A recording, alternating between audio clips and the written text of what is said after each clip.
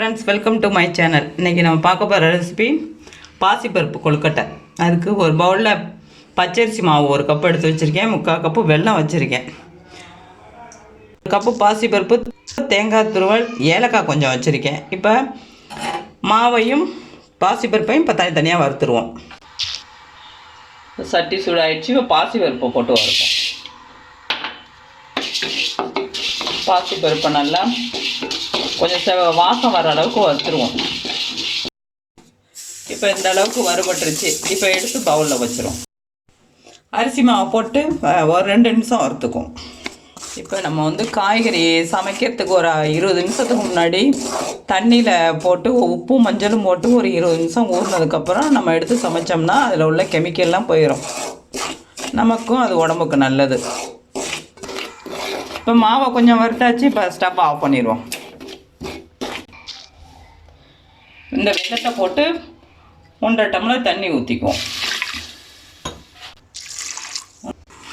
இப்போ வெல்லம் நல்லா கரையட்டும். கரைஞ்சதுக்கப்புறம் வடிகட்டிட்டு அதுக்கப்புறம் மாவை போட்டு கிண்டுவோம்.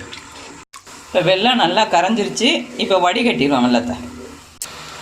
இப்போ நான் வடிகட்டி கிண்ணத்தில் ஊற்றிட்டேன். அதில் பாசிப்பருப்பு கொஞ்சோண்டு உப்பு போட்டுக்குவோம்.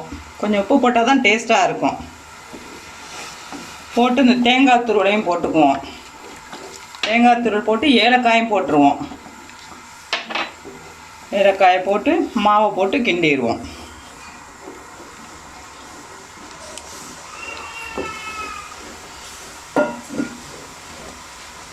ஆஃப் பண்ணிட வேண்டியதான். கொழுக்கட்டை பிடிச்சிருவோம்.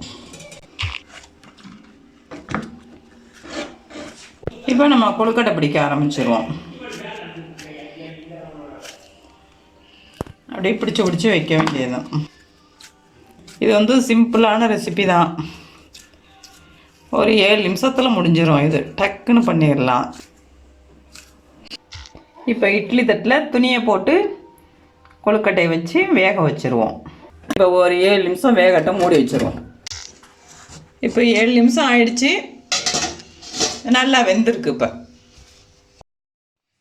இப்போ கொழுக்கட்டை ரெடி ஆகிடுச்சு. இப்போ ஈவினிங் ஸ்நாக்ஸாக அதை சாப்பிட்லாம். இது பாருங்கள், நல்லா சாஃப்டாக வந்திருக்கு. நீங்களும் ட்ரை பண்ணுங்கள். இது 10 நிமிஷத்தில் ரெடி ஆயிடும். ட்ரை பண்ணுங்கள். தேங்க்யூ.